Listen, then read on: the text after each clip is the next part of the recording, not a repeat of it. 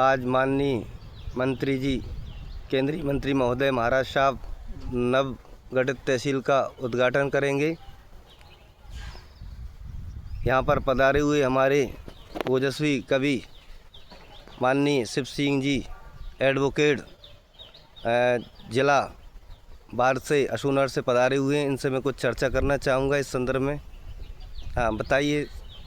जय हिंद साथियों, चूँकि मैं यहाँ पर आया था तो यहाँ पर ये लिखा हुआ है। सबसे पहले बात तो आप इसकी जो मुख्य पट्टी देखें, इसमें लिखा हुआ है संयुक्त तहसील कार्यालय भवन अशोकनगर, जिला अशोकनगर, मध्य प्रदेश। अभी तक जो हम पिछले 1-2 वर्ष से जो तहसील तैयार हो रही थी तो ये कहा गया था कि ये यहाँ पर सारे अभिभाषक गण बैठेंगे। इसमें अभिभाषक संघ का भी एक बार होगा जिसमें सारे वकील बैठा करेंगे, ऐसी व्यवस्था है। और आश्चर्य की बात यह है कि वास्तव में तहसील के यदि हम देखा जाए तो मुखिया अनुभागी अधिकारी होते हैं और यहाँ पर जो पट्टी लगना चाहिए वो लिखना चाहिए अनुभागीय अधिकारी कार्यालय, लेकिन यहाँ पर क्या लिखा हुआ है संयुक्त तहसील कार्यालय।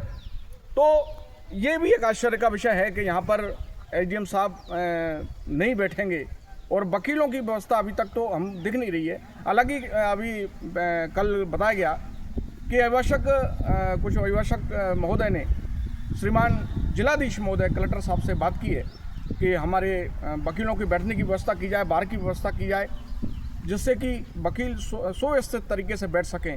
और मेरा तो आग्रह महाराज साहब से भी है कि यहाँ पर अनुभागीय अधिकारी महोदय की बैठने की व्यवस्था भी की जाए।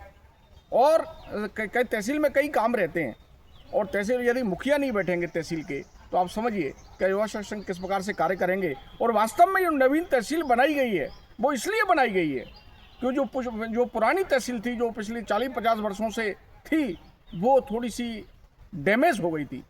तो क्या वकीलों की खतरे की व्यवस्था नहीं है क्या?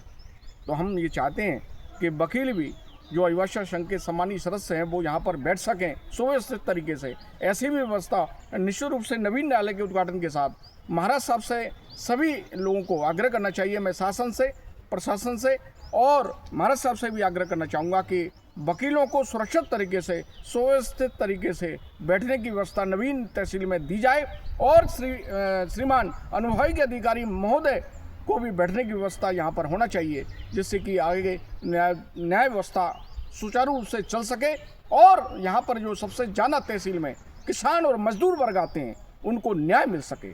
इतना ही मैं कहना चाहता हूँ। जय हिंद, जय भारत, वंदे मातरम।